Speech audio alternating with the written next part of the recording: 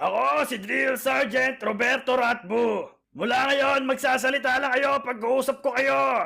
At ang una at huling salitang maririnig ko sa inyo ay Sir. Do I make myself clear? Sir, yes, sir. Yes, yo. Sino yan? Ay, sorry, sir.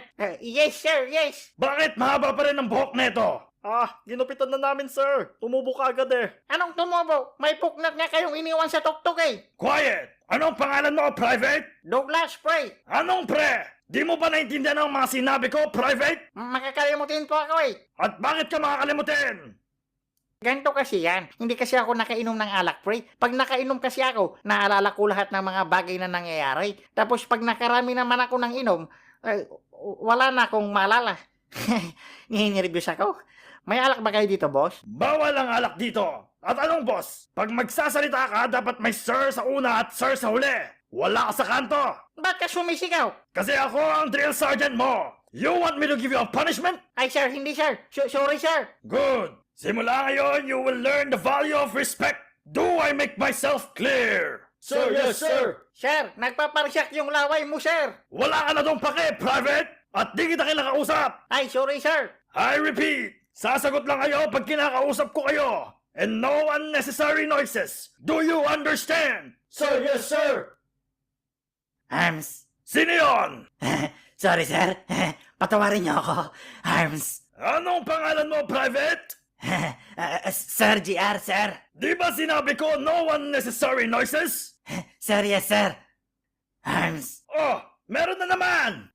Sorry, sir. Hindi ko mapigilan eh. Hindi mo ba kayang mag-isip para pigilan ang bunganga mo, Private? Ay, huwag mo naman ginaganyan yung tropa ko. At sumasagot ka sa akin, Private Kulot? Ba't mo naman pinagsasalitaan ng ganyan yung kaibigan ko? Kasi ako ang drill sergeant nyo! At kaya kong gawin lahat ng gusto ko sa mga hindi sumusunod! Do you understand, Private?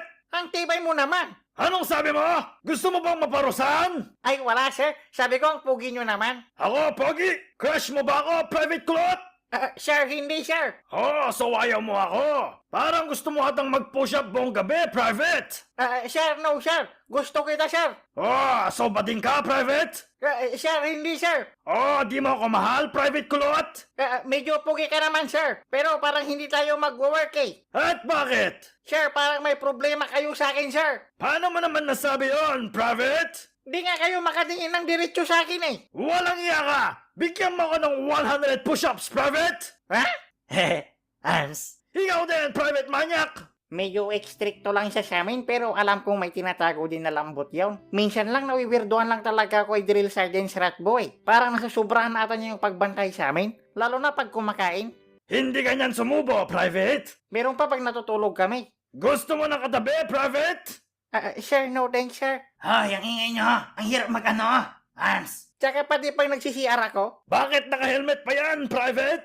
Sir, safety first, sir. Pero mabait naman siya. Nagkakantahan nga kami pag nagmamarcha eh. Kami ay malakas sa tangkalaban ay takot! Kami ay malakas sa kalaban ay takot. Kalaban din si Douglas dahil siya'y isang supot! Kalaban din si Douglas dahil siya'y isang supot. Si Sergeant malakas at pogi pa na magaling. Si Sergeant malakas at pogi pa na magaling. Kaso din ngayon makita ka si siya'y isang duling. Give me 200 push-ups, Private!